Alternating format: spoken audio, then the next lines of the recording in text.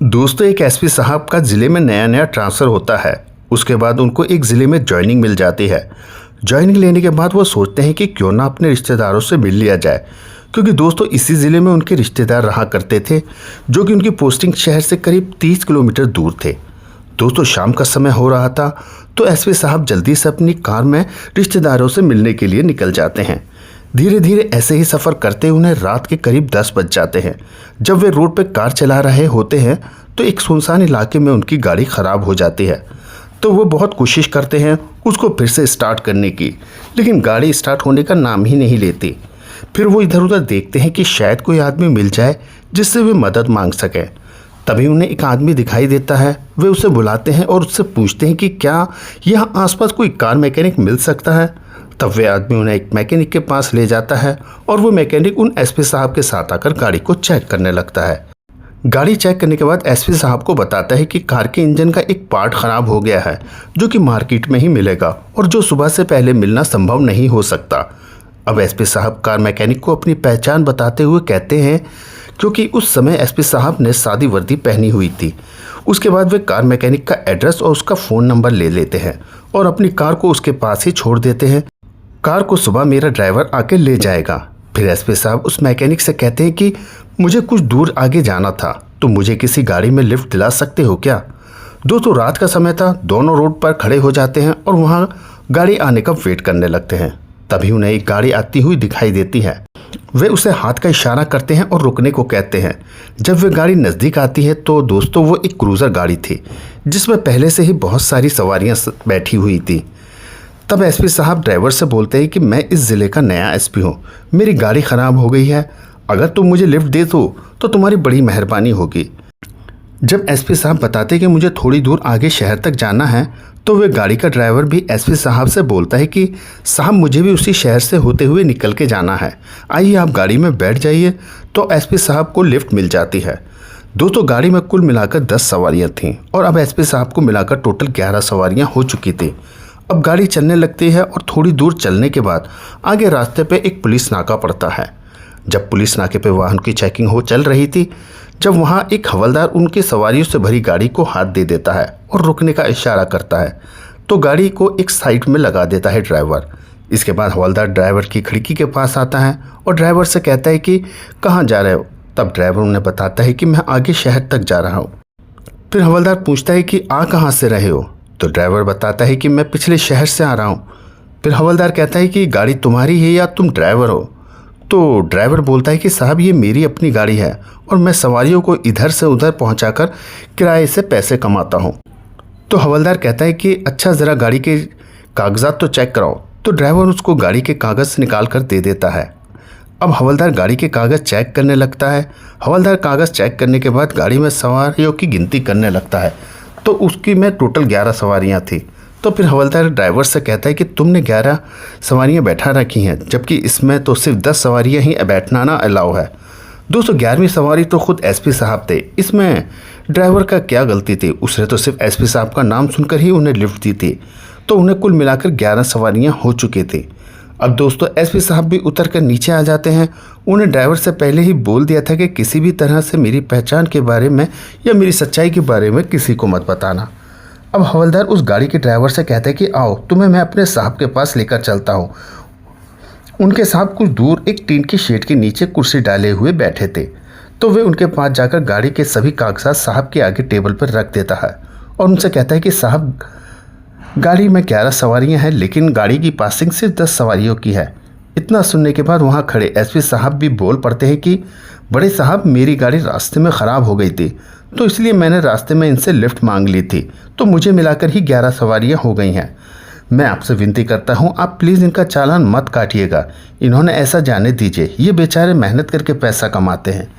तो अब जो बड़े साहब होते हैं वे गाड़ी के कागज़ चेक करने के बाद कहते हैं कि इसका तो 5,000 का चालान बनेगा, इसका तुरंत 5,000 का चालान काट दो। अब हवलदार ड्राइवर और एसपी के थोड़ा करीब जाता है और उनके कान में धीरे से बोलता है, अगर तुम बड़े साहब को 1,000 रुपये का फ़ाइन दे देते हो तो तुम्हारा चालान होने से बच जाएगा। आगे भाई तुम्हारी मर्जी है, जैसा तुम्हें अच्छा लगे वैसा तुम कर लो, या तो चालान बनवा लो या 1,000 रुपये का फ़ाइन देकर चुपचाप यहाँ से निकल जाओ।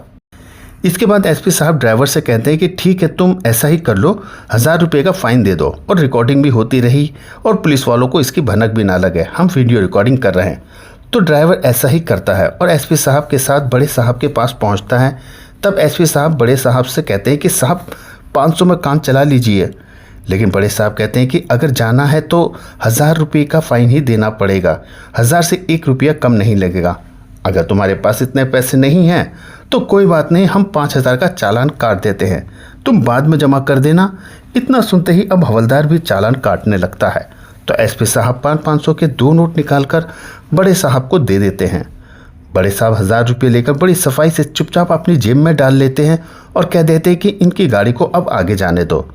अब एसपी साहब और ड्राइवर पैसे देकर वहाँ से जाने लगते हैं।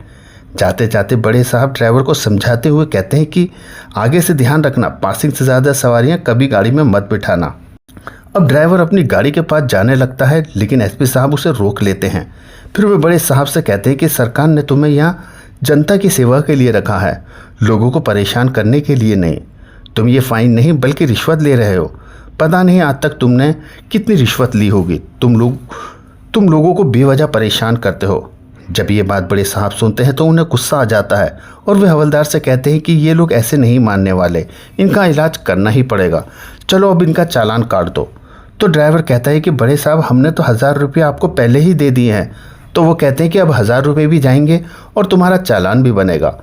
तो इस पर एसपी साहब कहते हैं कि तुम्हारे जैसे पुलिस वालों को सस्पेंड कर देना चाहिए, जो इतनी रिश्वत लेते हैं और जनता को बेवजह परेशान करते हैं। अब ये बात सुनकर बड़े साहब का गुस्सा 7वें आसमान पर पहुंच जाता है। तो वे खड़े हो जाते हैं और एसपी साहब का कॉलर पकड़ने लगते हैं। तो एसपी साहब अपना आईडी कार्ड निकालकर उसकी आंखों के सामने लहराने लगते हैं। जैसे ही बड़े साहब आईडी कार्ड देखते हैं तो वो एकदम से उसके चेहरे के रंग उड़ जाता है और उनके पैरों तलों मानो जैसे ज़मीन ही खिसक गई हो। अब वे डरते डरते एसपी साहब को सैल्यूट मारते हैं। जब बड़े साहब सैल्यूट मार रहे थे तो सभी पुलिस वाले एसपी साहब को सैल्यूट मारने लगते हैं। अब बड़े साहब और सभी पुलिस वालों को पता चल गया था कि ये ज़िले के नहीं एसपी साहब आए हैं, इसलिए वे बहुत ज़्यादा डर गए कि अब हमारा क्या होगा। अब वे सभी हाथ जोड़कर खड़े हो जाते हैं और रोने लगते हैं, गिड़गिड़ाने लगते हैं। एसपी साहब से कहते हैं कि सर हमें माफ़ कर दीजिए, आगे से हम ऐसी कोई गलती नहीं करेंगे। हम अपने बच्चे की कसम खाते हैं अगर हमने आगे से कोई रिश्वत ली तो। दोस्तों टाइम काफ़ी हो चुका था, क्रूज़र की सभी सवारियाँ भी अब वहाँ आ गई थीं और सभी लोग ये नज़ारा अपनी आंखों से देख रहे थे। तभी उन सवारियों में से एक सवारी बोलती है कि साहब इन लोगों ने बहुत लूट मचा रखी है, ये गरीब को बहुत ज़्यादा परेशान करते हैं, ये लोग किसी को भी खाली हाथ नहीं जाने देते, हर एक से ये लोग रिश्वत लेते हैं, चाहे कागज़ पूरे हों तब भी या ना हो तब भी ये लोग रिश्वत मांगते ही हैं। कागज़ में कोई ना कोई कमी निकाल देते हैं और फ़ाइन के नाम लेकर बस इनको तो पैसे ही चाहिए होते हैं। तब एसपी साहब कहते हैं कि सुन लो अपने कान के पर्दे खोलकर, कैसे तुमसे ये आम जनता दुखी है। जब ड्राइवर भी बोल पड़ता है कि हमारी यूनियन के ड्राइवर भी बता रहे थे कि इन्होंने भी उनसे भी बेवजह रिश्वत ली है, ये हर बार उनको रोकते हैं और कुछ ना कुछ पैसे उनसे ऐंठ लेते हैं, वे भी इन लोगों से बहुत ज़्यादा दुखी हैं। आप इन लोगों को माफ़ मत करना, ऐसे मत छोड़ना इन लोगों को, इन्होंने बहुत लोगों को परेशान किया है। जब लोग इतना बोलते हैं तो एसपी साहब कहते हैं कि अब बताओ मैं तुम्हें कैसे छोड़ दूं, तुमसे लोग बहुत ज़्यादा दुखी हैं, तुम लोगों की सेवा करने के लिए रखा गया है और तुम लोगों को लूट रहे हो। तब एसपी साहब उन पर एक्शन लेते हुए उन सभी को सस्पेंड कर देते हैं और अपने बड़े अधिकारियों को सूचित करते हैं और वहाँ पर नए स्टाफ को तैनात करने के लिए बोलते हैं। इसके बाद वे क्रूज़र वाले के साथ अपने रिश्तेदारी में चले जाते हैं और सुबह अपने ड्राइवर को अपनी गाड़ी लाने के लिए भेज देते हैं और ख़ुद जिला मुख्यालय आ जाते हैं। दोस्तों आपको ये कहानी कैसी लगी और आप क्या कहना चाहेंगे एसपी साहब के बारे में, हमें कमेंट्स बॉक्स में ज़रूर बताएं और वीडियो अच्छी लगे तो वीडियो को लाइक करके चैनल को सब्सक्राइब ज़रूर कर लें।